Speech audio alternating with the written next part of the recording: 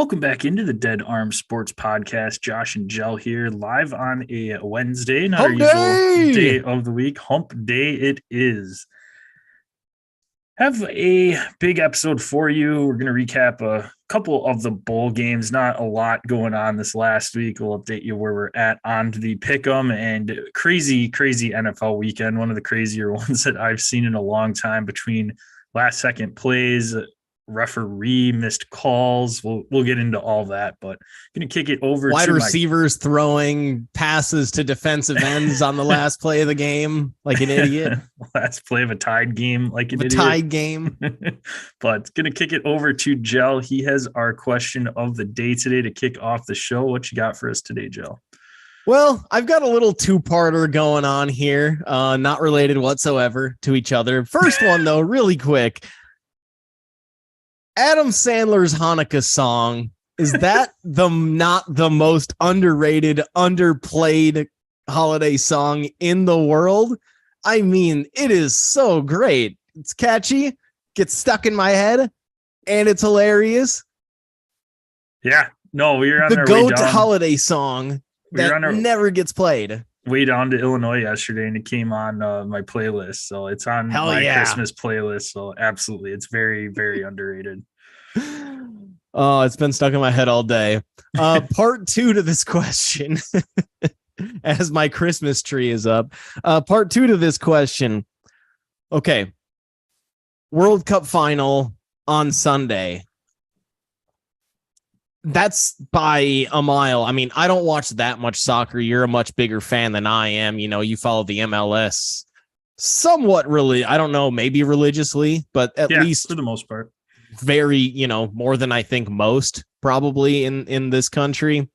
That's the best game I've ever seen. I mean, obviously considering you've got probably the greatest all time in Messi, Mbappe is well on his way to potentially being the greatest of all time if he can keep this up. I mean, he's 23 and he's, I believe, got 9 World Cup goals now, and he's only in his around, or maybe it was 9 this. That's about right. He's got 4 finals goals, and he's insane. Only 23. And including 3 on Sunday. Ridiculous. Guy's on his way. And I mean, have you seen his legs? He's built like a statue. It's crazy. But I mean, by far the best soccer game I've ever watched. I mean, I got a little emotional, especially at the end, seeing, Messi make his kick and just, it's like, finally he did it. Like, this is what he needed. But as a more pure soccer fan than me, how did you like this going into PKs? Do you like penalty kicks to finish off a match in general? And how did you like the World Cup final going into PKs, where it's kind of a 50-50 guessing game a lot of the time, at least, for, whether the goalie dives left, dives right, or stays in the middle? I love it. I love PKs so much, and that's one of the reasons why I love the World Cup. I wish that, for the sake of getting the general public, I guess you'd say, the nonchalant soccer fan, more into soccer, I wish the regular season was like that too. I like how hockey had adopted the overtime rules a few years back, where it'll go into a shootout if they're tied after a 5-minute period, so that there is a winner. I think that's the hardest thing with soccer, is that you could sit there and watch a 0-0 or 0-0 game, and you might not even see a goal scored for investing 2 hours of your time in it. And I think so the 90 minutes plus extras, but I'm just saying, like, even in just like a regular, you turn on the Premier League on a Saturday morning and you're having a cup of coffee, you could be sitting watching for 2 hours and nothing happens. It ends in a tie. Each team gets a point and they go their separate ways. Yeah. Now, if you throw in, and maybe for the regular season, you don't even have to throw in, maybe you do just 1 10-minute period of extra time. And if somebody scores or at the end of 10 minutes, then it goes to a shootout. I mean, I think you'd get more people tuning in for that. I think it's more exciting. And like I said, it's just hard to tune in and know that you could just end up spending 2 hours and the game will end in a tie and you move on. I mean, look at how mad we are the 1-2 times a season in the NFL it happens that you're sitting there for 3+ hours and the game ends in a tie and you're just like, what did I just do for What the was last the 3 point hours? of any of this? Yeah, but that, I mean, by far was the best soccer game I've ever seen too. I mean, like you said, they were up. Argentina was up 2-0 late in the game. Get the penalty kick. France does. Mbappe knocks it home. I literally went to the bathroom. I was like, all right, I'm going to go brush my teeth or whatever. It was mid morning. We had stuff to do in the afternoon. So I'm like, all right, I'll start getting ready. I'm just going to go brush my teeth quick.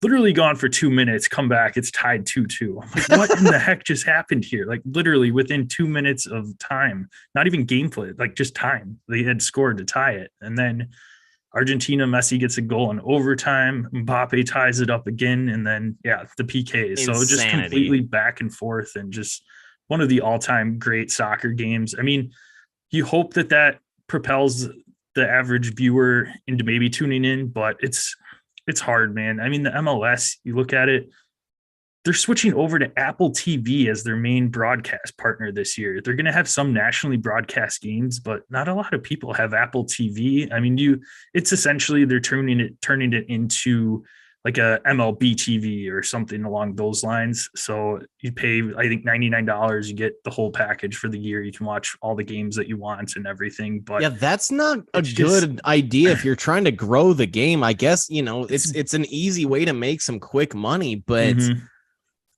I'm not going to pay for that. I would, if the game's on ESPN, I'll tune into the occasional game or even a half or whatever just to have something on.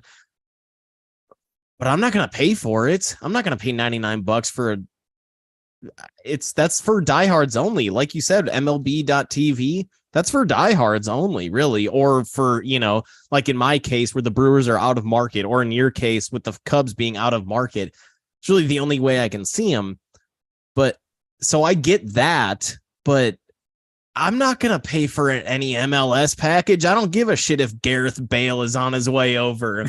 Like, I don't, it's not enough to sell me. So are they completely cutting it off of network TV then, outside of your occasional, once or twice a week national games?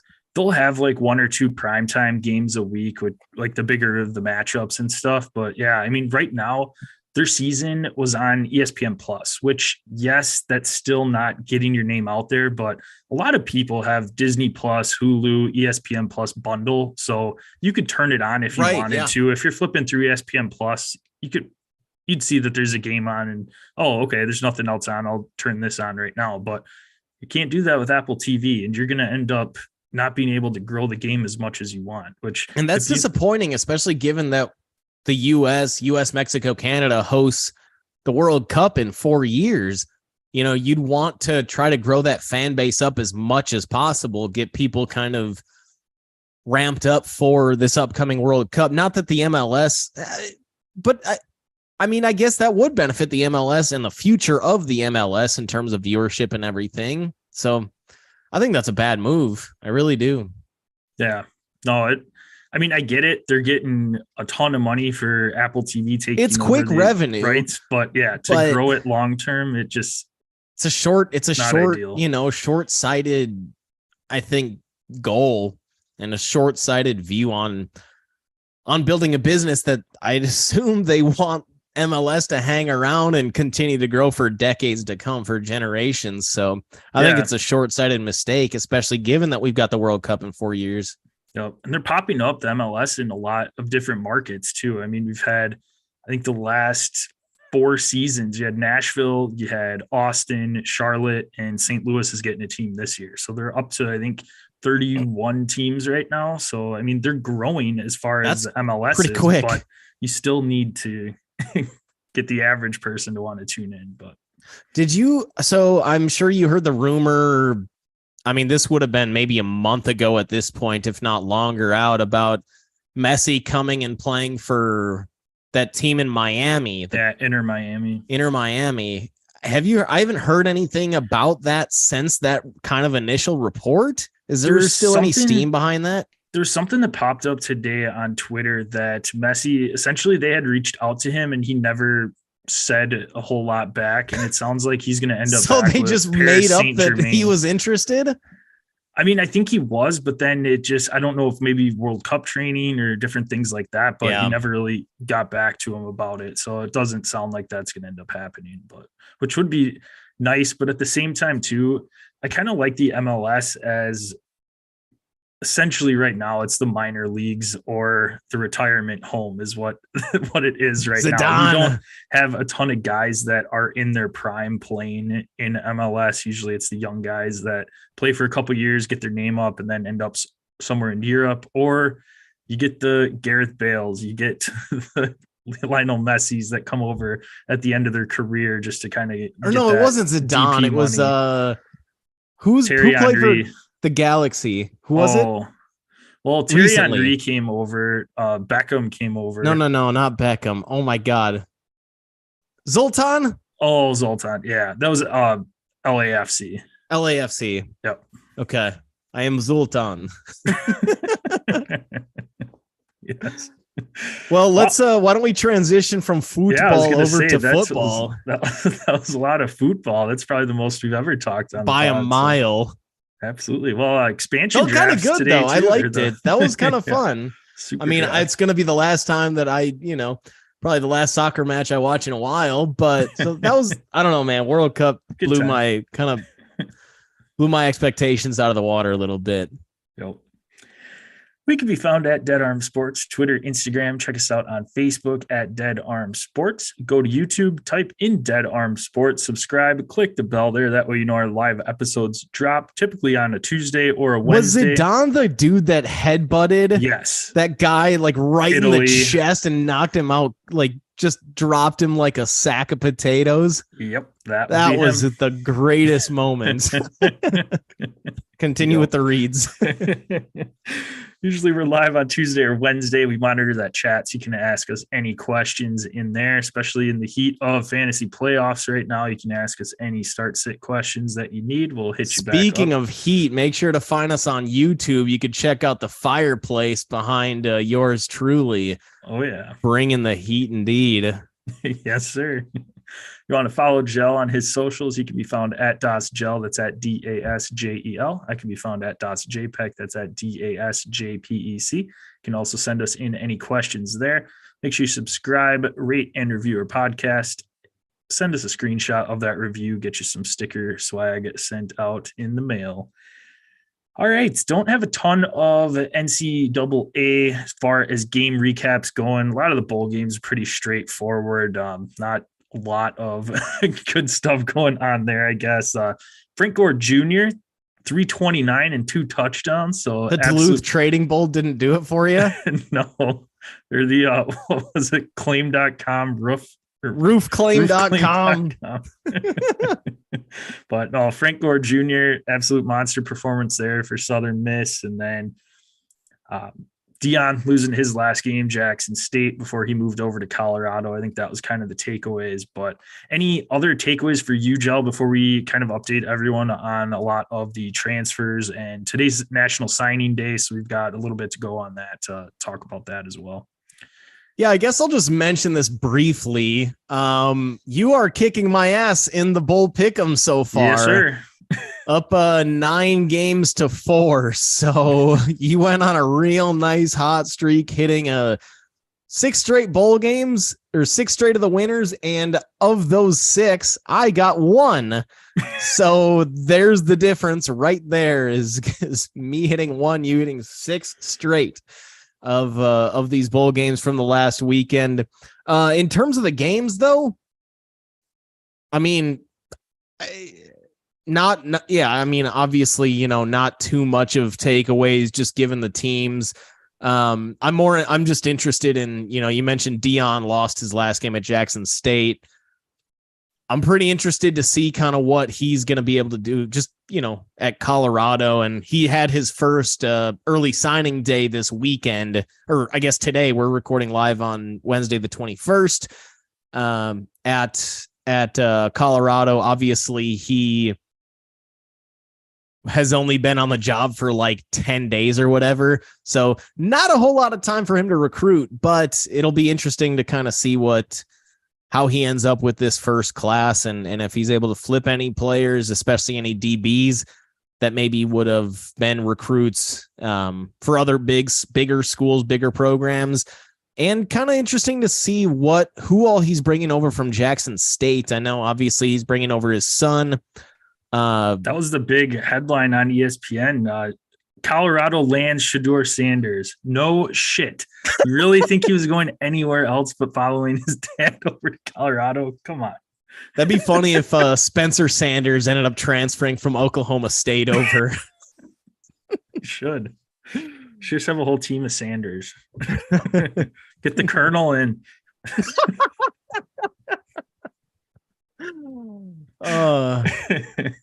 No, some other Adam Sanders, his Hanukkah song. Yes. Getting into some of those transfers then, I mentioned Shedeur Sanders. Drew Pine leaves Notre Dame for Arizona State. New head coach coming over from the Oregon Ducks offense. So quack, quack. I thought that was kind of interesting that to leave Notre Dame for Arizona State, but again, we'll see. Devin Leary, I think, is the biggest name though that has fallen so far. Well, Notre Dame do have a 4-star incoming quarterback. So I think that's maybe where he saw, I don't fit here anymore, but that's a bit of a downfall from Notre Dame down to Arizona State, or maybe he just fell in love. Maybe, you never know how some of these recruiting, relationships could have started. He could have been Drew Pine could have been recruited to Oregon by that head coach that joined Arizona State. So maybe he's like, hey, I loved you coming out of school or coming out of high school. I wanted you to follow or, to come to Oregon. I'd love you to follow me to Oregon or to Arizona State. And, that's how some of these relationships can now pay out in the long term. Biggest name, I think, Devin Leary, NC State to Kentucky. So Kentucky lands their future quarterback after Will Levis declared for the NFL draft. Pretty big signing. Devin Leary went down with an injury towards the back half of the season this year, but that's a big-time name to transfer over to Kentucky and could be somebody that is in Heisman talks potentially at the end of the year. Definitely has the talent, and we'll see with Kentucky what their program, what their, I guess, team's looking like going into next season. But definitely a good start to get their season going next year, getting Devin Leary. Yeah, I guess he's old enough to win the Heisman. He's already 23, so. But I guess Mark Stoops is sticking around until maybe they ball out this year and then he makes the jump. We kind of mentioned it with our conversation with Brian No, like his stock it didn't end up as high as we, at the beginning of the season, it was sky high and he kind of finished pretty cold. That entire Kentucky program finished pretty cold to end the season. So bringing in a guy like Devin Leary, that's going to make a big difference versus going to, maybe an incoming freshman or incoming, guy that's been sitting on the bench for a year. Getting arguably the best transfer that was in the portal, at least quarterback wise, in Devin Leary. Massive help. Yep. Couple of Badger tidbits here. Nick Evers coming over from Oklahoma to Wisconsin. So former ESPN 300 player last season. I believe he was in the Elite 11 camps as well. Yeah. Yep. Just pretty badass. Pretty big quarterback coming over for Luke Fickell. So that's nice to see. They landed a 4-star wide receiver, flipped from Arizona today as well. So we'll see. And a corner lineup. Corner. Yep. Flipped a corner from Cincinnati over. Well, so. Yeah.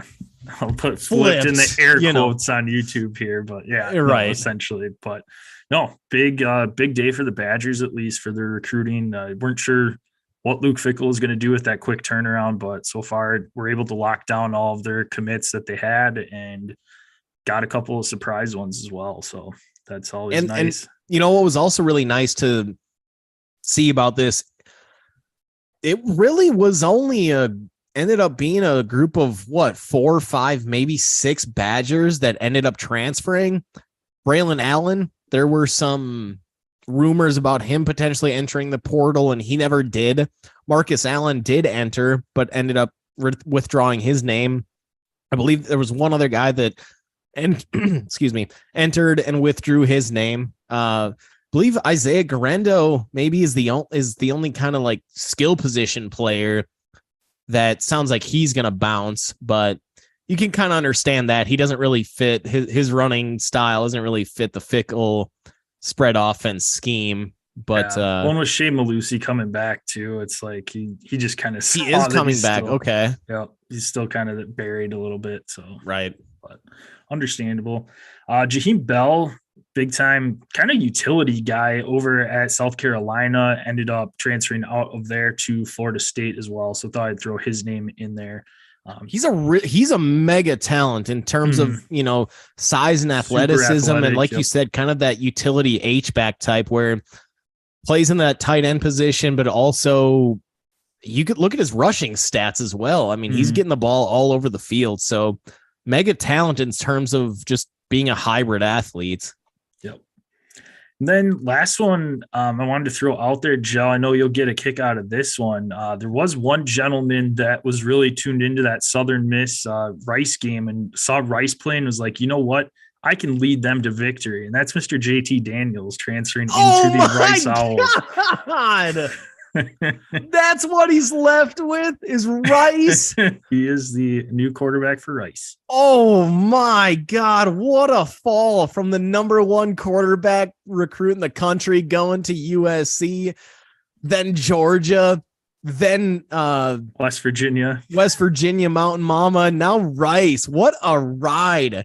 That's not even a roller coaster ride. That is just a very steep slide going downhill. He just wanted to travel the country, I think, is what it was. I mean, he's literally been in every different area. So he's really, you're right.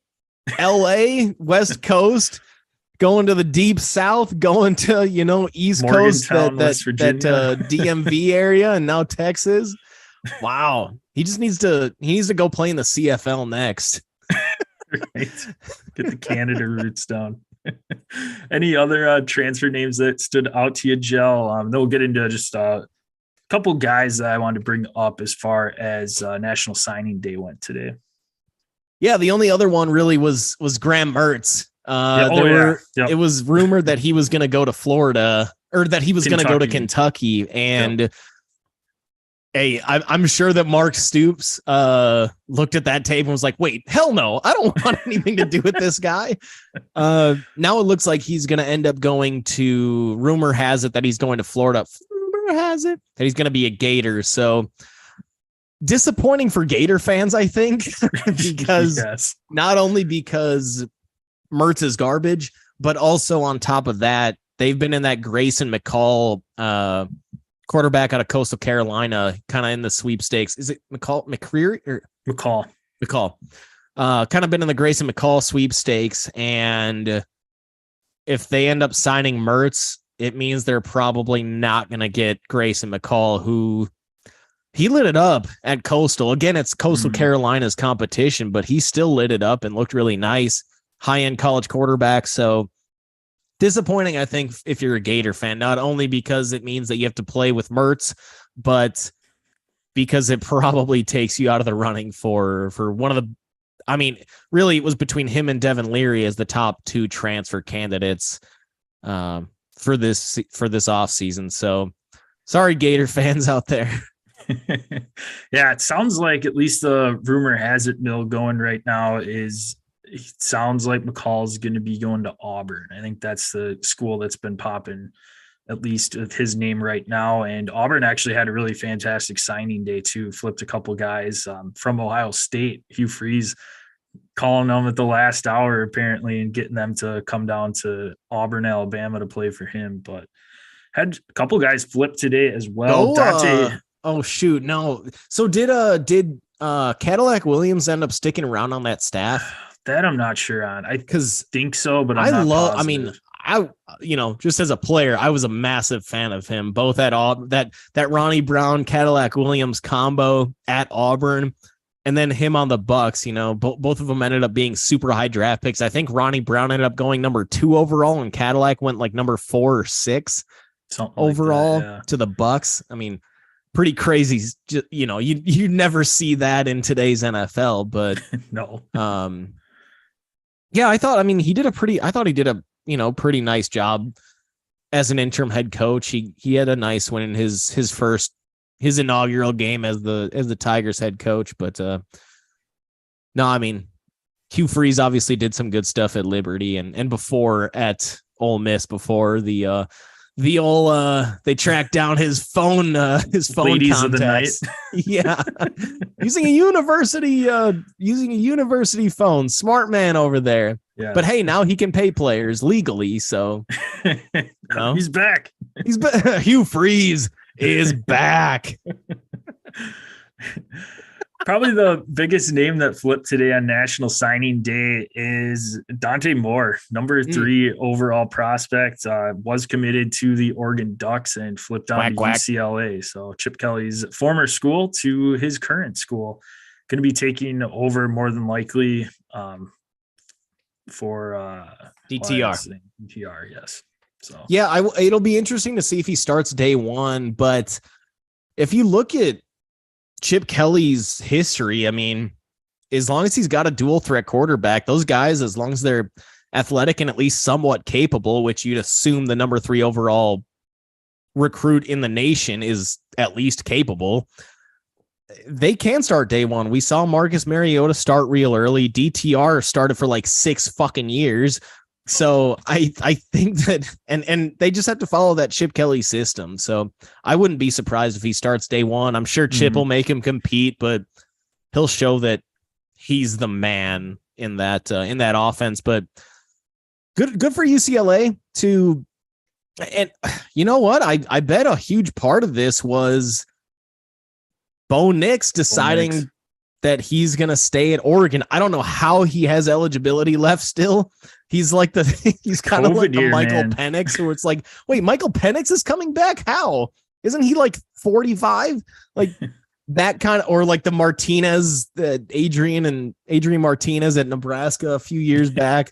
Like it seemed like he was there for like 2 decades. But so I think that I would bet that Bo Nix coming back is a huge reason that Dante Moore decided to flip over to UCLA. And I'm sure Chip told him, look, there's a good chance you're going to be starter day one. So why don't you come over to LA where, you know, it's always sunny here and you don't have to deal with Phil Knight. Right. Sorry, Case. Yeah, it just from the note that you had said with Bo Nix eligibility still, it's going to be so nice in a few years when there's not going to be anyone in college that was around for that COVID year. And we actually know like, oh, okay, this person is there's actually an actual junior. Timeline. Like, yes, it's just been completely missing. Yes. Only other thing, Alabama, 6 5-stars coming in, not to be undone by Texas A&M's 9 last year, but hey, it's Alabama. And well, how many of those 9 5-stars from A&M are transferring? I bet at least half. Yeah. They had 19 players in the portal this offseason. Yep. Just crazy. Yeah. All right. Anything else, Jill, before we jump over to the crazy NFL weekend? I cannot wait to talk about this. NFL, baby, let's go. Where the players get paid. Because they don't in the NCAA, right? Right. Or at least, by the way, massive scam. The NCAA, like colleges still getting away with not paying players. It's just the boosters that are paying them. So all these college football programs still rake in every single dollar that comes their way with no expenses in terms of salaries paid to the players. Like it's NCAA they're just getting away with shit right now. It's crazy. They're being held accountable 0%. Yep. All right. That's enough. On to the NFL. Well, let's talk about the largest comeback in NFL history. Colts, Minnesota Vikings. Colts took a 33-0 halftime lead. I was not in a place where I had access to my TV at all to watch this one, but man, I kept checking the score and Colts scored. Colts scored. I was like, what in the wild world of sports is going on here? Vikings are the number 2 seed right now in the NFL at home against these Colts who are banged up. Matt Ryan was their starter at the time. He's benched now, and we're going to have Nick Foles coming in this week. But I mean, it was just absolutely insane that the Vikings are down 33-0 in this one. Then all of a sudden, Vikings just slowly started crawling back in this one. Didn't know if this was a game that Kirk Cousins had in him. It wasn't technically a primetime game, but it was the only game on during that slot. So I don't know if you technically would be able to call that one a primetime game, but just absolutely insane. And Minnesota ends up tying it up towards the end of regulation, takes it to overtime, and ends up kicking a game-winning field goal in overtime to cap off the largest comeback in history. And just an absolutely insane game from 2 totally different halves by this Viking team. And yeah, what do you think about this comeback, Joe? Well, we know Matt Ryan got benched for Nick Foles. And we know that Jeff Saturday is incapable of being an NFL head coach. I think that's what, I mean, I find it hard to be impressed with the Vikings, honestly, in this game. I mean, yeah, great. They showed some resilience. It was still Kirk Cousins playing at noon, which we know that's when he's, that's his prime time. Yeah, that's what I was wondering. Was it technically a primetime game because it was the only game on during that slot? I mean, technically it was noon, but there wasn't any other games on, and that was the only game to watch. It's still his prime time. It's noon. Okay. Doesn't matter. And by the way, after he was down 33-0 at half, I couldn't have been the only one that walked away from their TV and started doing chores or started doing Christmas shop or, wrapping up their Christmas shopping or anything like that. Right. So it's like once you're down like that, half the audience is already gone. That's when Kirk Cousins shines at his best, is when nobody's watching. So I still find it hard to be impressed with the Vikings. Like the Colts, there's no excuse. Matt Ryan, there was no excuse for Matt Ryan blowing a 28-3 lead, but at least that was against Tom Brady. He just blew 33-0 against Kirk Cousins. The part that I found puzzling was like, if you're either Jeff Saturday or Matt Ryan, really both of them should be thinking on this wavelength. Every single play, every single snap that you have on offense, just run that play clock down to 1. I mean, they were snapping the ball with the clock running with like 15 seconds left on the play clock. It's like, what are you doing? Why are you could have drained another 15 seconds. That's a quarter of a minute. You do that 4 times, that's a minute off the clock. It's like, it's a game of, at that point, when you're up 33-0, all you want is for the game to end. You don't need to, right. You don't need to keep trying to do anything impressive here. You're not the Vikings trying to come back. So I thought that was just showed complete incompetence, and it kind of solidified most of football fans' thoughts on Jeff Saturday, and that he's not the guy. He can't be the guy. You can't just step in from, he coached in high school. Like, you can't just step in onto an NFL field and do a good job, because there's so much more shit to manage. There's so many more eyeballs on you. There's so much more pressure on you. And for Saturday to just completely, like, this isn't the first time that he's mismanaged the clock either. So I don't know if he's cut out for this. He's probably a great position coach. He's probably a great high school coach, and it'd be a good O-line coach, maybe a good assistant coach. Maybe he ends up being a head coach a decade from now, but somebody with 0 college and 0 NFL experience to just jump in the middle of the season. We were all skeptical, and he's proven all of us right why we were skeptical. Yeah. So I think this pretty much solidifies that Jeff Saturday's done. For the Colts, though, I don't know what you're going to do at head coach. Who wants to take over that squad? a team that has no quarterback, an okay offensive line, a pretty nice front seven, and a shaky defensive backfield, a good running back. But goddamn, if you're the Colts, don't you even look at seeing if you can move off of JT and try to get some draft capital and kind of start over? He's the most valuable piece that they have. Him and Michael Pittman. Shaq Leonard is obviously valuable, but there's the linebacker just isn't as valued as a stud linebacker versus a stud corner. You'd much rather have that stud corner. Oh, yeah.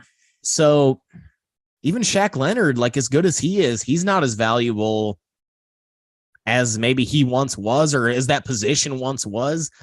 I feel like the Colts just focused on the wrong positions when they built this team in terms of building an interior offensive line, taking Quentin Nelson, number 6 overall, back a few years ago. And it's been a hit of a pick. He's going to be in the Hall of Fame, most likely.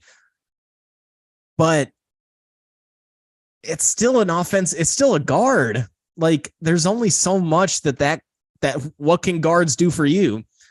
Like, I just feel like they built this team wrong, and they still don't have a quarterback. So I don't know what coach is necessarily going to want to take over this squad, especially with an owner like Jim Irsay, who has been meddling in football operations more lately than he ever had been. So he was the one that said, get rid of Carson Wentz. Let's trade for Matt Ryan.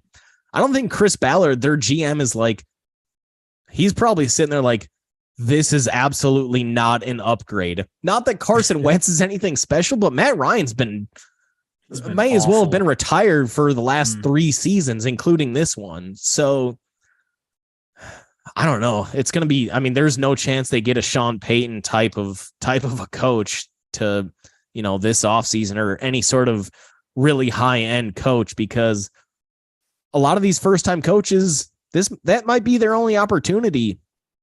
And you don't want to blow it on a team that has no quarterback, a misguided future, and a misguided owner that likes to get in the way of football operations.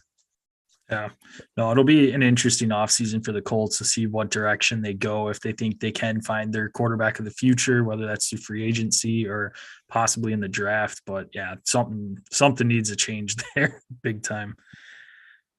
Let's jump over to Dallas, Gel. They had a nice collapse in Jacksonville this last weekend. Dak with the pick 6 to end the game in overtime. And Trevor Lawrence has looked solid with Doug Peterson coming in. And yeah, I guess what were your takeaways from this one? I mean, like you said, Dallas last 2 weeks has looked extremely shaky, barely beat Houston, needed to come down to the final drive the week before, and then losing to Jacksonville, who's one of the hotter teams in football right now. Yeah, for me, I mean, I take a lot less away from this game about Dallas. They're still a good team. They're not great. I don't think anybody that, doesn't have a screw loose in their head would have said that they're great. But I think we can all say they're good. And I think that we can also say that Jacksonville over the last 3, 4, 5, 6 weeks, they've been good. We've seen a pretty dramatic rise in play from Trevor Lawrence. And I got to tip my cap to, for you YouTube viewers, to Doug Peterson. And I've been kind of saying it all year that we've seen some dramatic leaps from Trevor Lawrence. But I don't know if this would have been possible if it was still Urban Meyer and if it wasn't Doug Peterson. Doug Peterson has been... We've seen the best out of Carson Wentz under Peterson. Nick Foles, a 5-touchdown, 340-yard game in the Super Bowl under Doug Peterson, and a receiving touchdown. Or was that a 2-point conversion, the Philly special? I think it was a receiving touchdown. So hey, there you go. Doug Peterson even teaches quarterbacks how to catch, which we know Tom Brady can't do. And now Trevor Lawrence, just this, obviously a prodigy coming out of high school, going into Clemson, looked at as the number 1 quarterback in the country, looked at as a prodigy, goes through Clemson, bangs out his 3 years under Sweeney, again, locked to be the number 1 pick. And then Goes to the Jags, year one under Urban Meyer. They let him go, bring in Doug Peterson, and he looks like the player that we thought he was going to be. So I take a lot more away from this game that Jacksonville's legit. And now we got news today, again, recording live on Hump Day, that it looks like Tannehill's going to be out for the season. So that leaves Malik Willis to lead Tennessee to the playoffs. Right now, the Titans only have a 1-game lead over Jacksonville, and they've been losing games with Tannehill at quarterback. So Malik Willis, put on your big boy pants and get ready to play, because you're in a division race now. But 3 games left. Who do you trust more? Jacksonville down a game or Malik Willis trying to hang on to that division lead? The way the Jags are playing right now, are we looking at the Jags being the AFC South favorites? The one good thing for Malik Willis he has going is they have a nice juicy matchup against that Houston defense that Derrick Henry's probably going to run all over. Luckily, neither of us have him in our Drew Locks to use this week, so that would have been terrible. But no, solid 21 points from Henry this week, calling it. Right. Jacksonville, I think they have to be the favorite right now. They've got a tougher matchup tomorrow night. Well, tonight when this podcast comes out against the Jets. But, man, they get Tennessee that last game of the season. That very well could be the deciding game for the division. And there's only going to be one team that makes it from this division. It's too bad this year. But I like Jacksonville. They're a team that's getting hot at the right time, and they're doing it against teams that are solid. So that says a lot to me right there. And like you said, just kind of the rise of Trevor Lawrence over the second half into the player that we thought he should be in year 2 right at this moment. He's probably exactly what he should have been. And Doug Peterson's getting the most out of him. Let's transition over to let's stick with the theme of second-year quarterbacks and transition over to your boy, Mr. Justin Fields, who the Jets, obviously in hindsight, should have probably taken with that number 2 overall pick. Instead of the MILF Hunter. Hey, he's a good-looking little teenager-looking boy. They did cover against Philly. They really held their own during that game. And, I mean, Fields had one of the more impressive scrambles, if not the most impressive scramble we've seen all season for that rushing touchdown. That was ridiculous. I mean, he's making dudes miss. He's dancing all over the field. And, God, it's like this athleticism is just crazy. To be able to do that against NFL athletes, absolutely nuts. So Fields is clearly showing hope, and it makes you, with those spectacular plays, it kind of makes you think like he can make it, but he's still missing some of the layups. And, in terms of easy outs and in terms of making just quick reads and some of the, just making some of the easy stuff. Spectacular is great, but they keep losing because spectacular doesn't allow you to build drives. It doesn't allow you to sustain drives. It just allows you to have a 60-yard breakout run and score that way, score a cheap touchdown. Is there any concern for you? I mean, you have to have hope in this situation because his talent is clearly there. But is there concern for you that he is missing some of these layups, some of these easy throws or easy plays to make that at least I've noticed as a non-Bears fan? Yeah, you'd like to see his progression get a little bit better, but at the same time, he's had 2 totally different offenses the last 2 years, which isn't great for a young developing quarterback. He's playing behind one of the worst lines in football right now with a receiving group that is also one of the worst. Jones. Football. Oh my Velus God. Jones, another fumble this week. Chase Claypool hasn't been anything since they traded for him. Darnell Mooney's out for the season. He was put on IR. An extended period of time, Claypool? I think so. He keeps popping up on the injury report as DNP, so it sounds like he's probably going to be out again this week. So he's working with Equanimeous St. Brown and yeah, like you said, Velas Jones. So I'd like to see them get in a big time wide receiver this year, which Allen is going to be Robinson.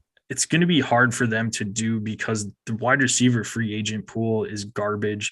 They have a ton, over $100 million of cap space this year. So they're going to be going nuts. And hopefully they can shore up that with some offensive linemen, get that line solidified, get a pass rusher on the defensive side. But I think the biggest thing is they're going to have a probably top 2 pick at this point in time, maybe top 3, for sure a top 5 pick. And with some of these quarterback needy teams, I think this is the perfect opportunity for Ryan Poles to trade back in the draft, get some additional draft picks, maybe move back to a team that's in the 10 range or maybe the mid teens. You can get a wide receiver that could help Justin Fields out immensely and pick up some additional draft picks too for a team that's looking to get their franchise quarterback, maybe even be able to pick up a future first round pick. And I think ultimately, if you're the Bears, with all that cap space, you get your line shored up, you get some big playmakers in, and in the draft, you get some young guys to complement Justin Fields in the pass game. And I think that's ultimately what they need to do. But I am just glad that Fields has shown enough where they don't have to kick the tires on drafting a quarterback this year. If you're Houston right now, you've got Cleveland's pick in the first round at right now, which is slotted at number 12. The Texans have also obviously right now the number 1 overall pick. If you're Houston, you got a ton of draft capital from that Deshaun Watson trade. Wouldn't it be worth, giving up that number 12 overall pick and a future first and maybe a third this year or maybe a second this year to move up to number 2, get yourself a Bryce Young, get yourself a Will Anderson with number 1 and 2 overall, and really build that team up that way with future with well, I guess Alabama teammates, but also stars. I think that might be a perfect opportunity for Chicago then to drop down into the either the early teens or, right now, like I said, slotted at that 12 pick. And then that's where Chicago could go after a wide receiver. Plus, if they're able to get a future first, plus if they're able to get another second or third this year, then you go attack the offense, grab yourself a couple offensive linemen, maybe one more wideouts, and then spend a shit ton of, spend 50 million, 60 million on big time offensive linemen that are going to be free agents this year. I think the Bears are set up actually really well.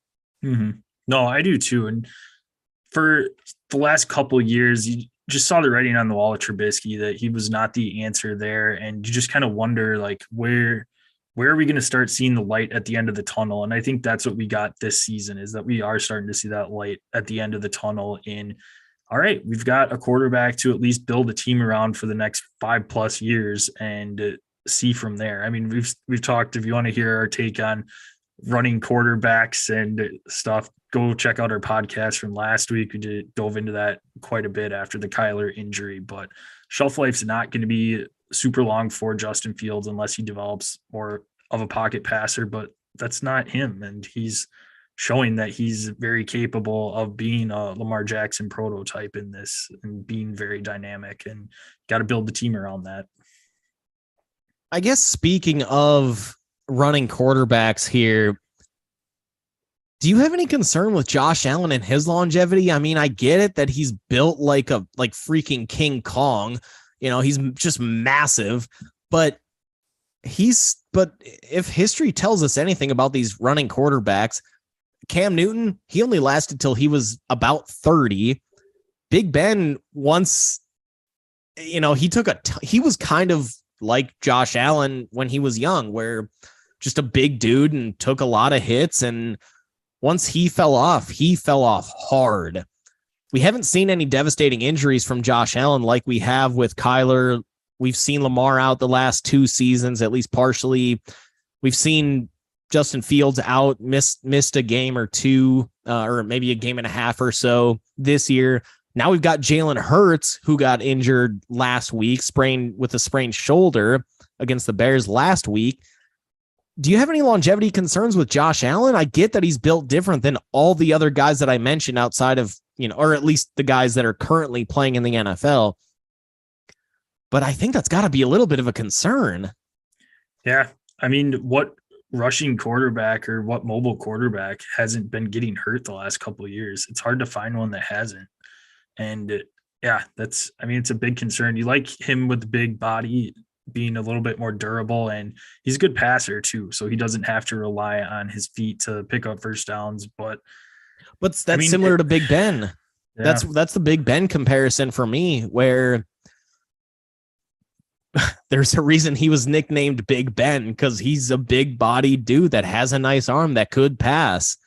But it's like all those hits just take a toll after a while. Yep. Let me jump into one more second-year quarterback just to stay on that theme, and that's Mac Jones. Garbage.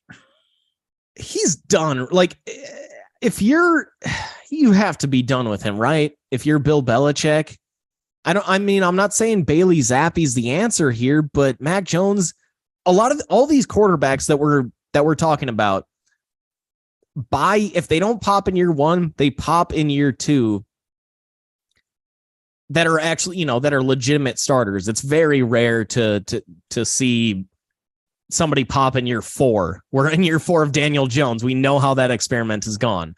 So if you're Bill, what do you do here with Mac Jones? I mean, I guess, his contract is extremely valuable to the way that the Patriots like to run their organization, loading up, hopefully being able to load up in other positions on the O-line, in the defensive backfield, on linebackers. They spent a lot on position players, but all position players that have not panned out. I mean, at this point, do you try to go after, do you try to move Mac Jones and go after a veteran quarterback, a Derek Carr, a Jimmy G even?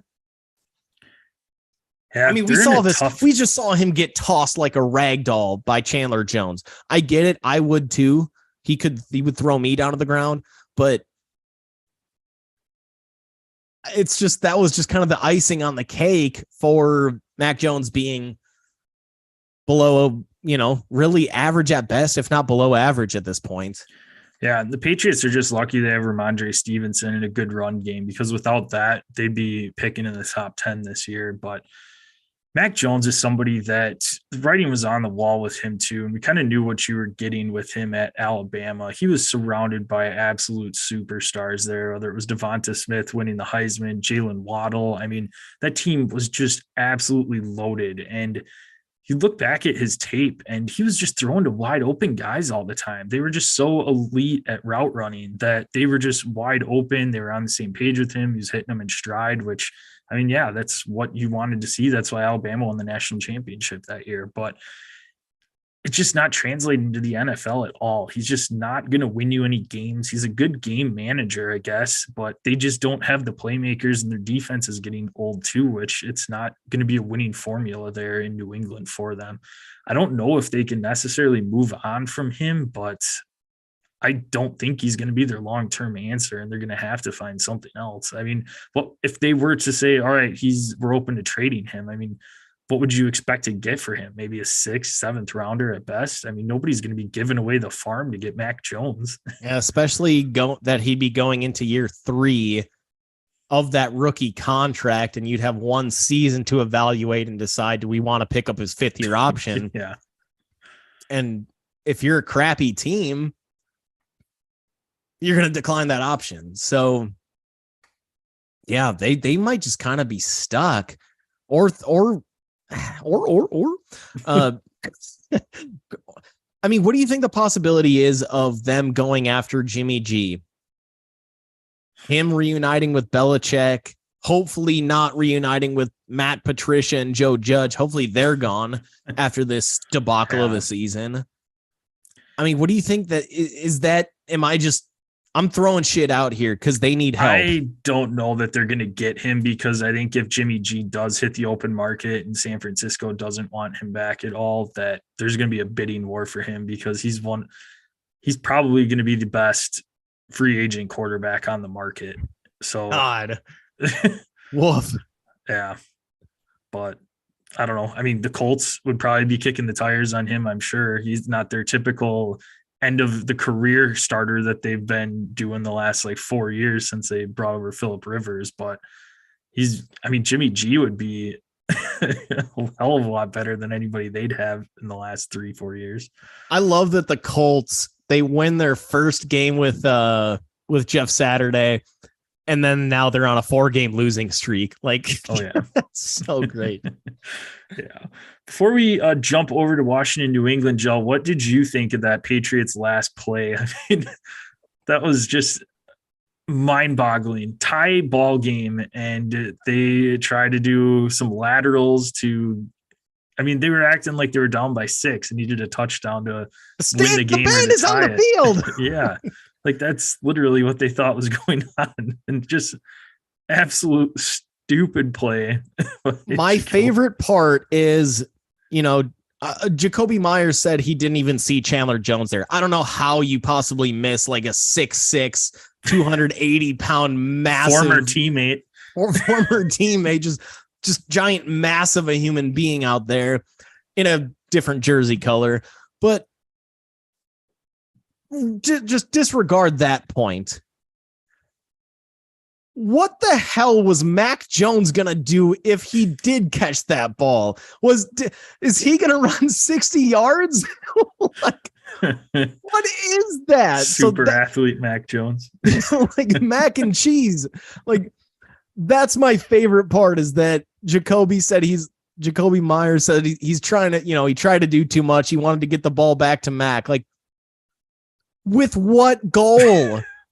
Did you think he was going to walk it off for you, and all of a sudden, freaking somebody throws him a jetpack from the stands and he just flies above the defense? I don't know how else is he going to possibly score? Like, guy walks with, like he's got cement blocks on the bottom of his cleats. Like, right. That was my favorite part. But really, like, how have we ever seen the Jets? Or Jesus, I called them the Jets. That's how unbuttoned up they are.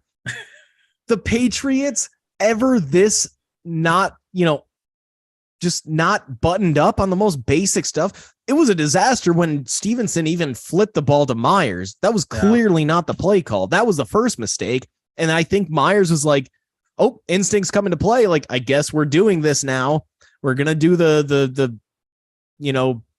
Adam Sandler movie, the football movie, that schoolyard bullshit play. Sticking with the Adam Sandler theme, I guess, for the episode. Longest yard, schoolyard bullshit play. Like, mind-boggling. I don't know if Belichick's lost the team or if it's a Matt Patricia thing of like getting in the way. I mean, the running a draw, that shouldn't have even been the play call in the beginning. You should have just knelt and gone into OT. And I guarantee that's going to be the case going forward with Belichick. Right. He is not going to chance that shit ever again. No. Speaking of mind-boggling, Joe, last one I want to talk about is that end of the Washington New York Giants game this last Sunday night. I mean, it was just one of the most piss poor performances by referees I think I've seen in quite some time. You had a play where was it Jahan Dotson was lined, or Terry McLaurin was lined up, up at the top of the screen off of the tackle, looks over at the ref, asks if he's close enough. The ref tells him to move up. He moves up, gives the ref a thumbs up, and play goes off. Ref throws the flag for he wasn't lined up where he was supposed to be. And then on the final play of the game, was it Jahan Dotson just gets absolutely tackled in the end zone before the ball. You could see in the replay the defender's got his arms just completely wrapped around him where he doesn't even have a chance to catch it. Both hands. And just, yeah, it's just mind-boggling. No flag, game is over. The one for me that I think what I generally like side on no calls when it comes to pass interference, especially on last plays of the game. Like, I think that the refs throw way too many cheap PI flags in general. This was about as obvious as it can get, though. I mean, Terry literally could only extend one arm, or whoever the receiver was, could only extend one arm towards the ball. He still almost caught it, by the way, which is just a testament as to his talent. But he could only extend one arm. The Giants corner had two hands over both shoulder pads and like basically pulled him back towards him so that he could propel himself forward to deflect the ball. Like, I felt like that. Again, I hate calls being decided on PIs and stuff, but there's no worse miss than the fail Mary back in 2009 maybe, or 2011. Yeah, it was like 2011 2012 season. And Golden Taint just shoves the shit out of the Packers DB, catches the ball. Somehow all of a sudden he's wide open, catches the ball, and no flag. Seahawks win on that fail Mary. But this is another really bad one. That one was really obvious. But I think what bothers me more was the Terry McLaurin call on the illegal formation because he wasn't up on the line, even though he did move up, gave him the thumbs up, and then to call the flag right away. And it on a run up the butt with Brian Robinson. It's not like it's like Terry wasn't involved in that play whatsoever. So it's like, and I know he threw the flag right when they snapped the ball, so the ref didn't know what the play was going to be, but there's no reason to make that call right then. Like, right. Really, what is the point of making that call? He's off by what? Maybe half a foot. I mean, he looked like he was in pretty good position to me. It didn't. I don't know. It's not like he was, like arena football where you can have guys starting 10 yards behind the line of scrimmage and get them running before the snap. Like, I thought it was pretty close, too close to call in that situation. And that might have cost the Commandos a playoff spot because don't talk about the playoffs. Kidding me? Playoffs.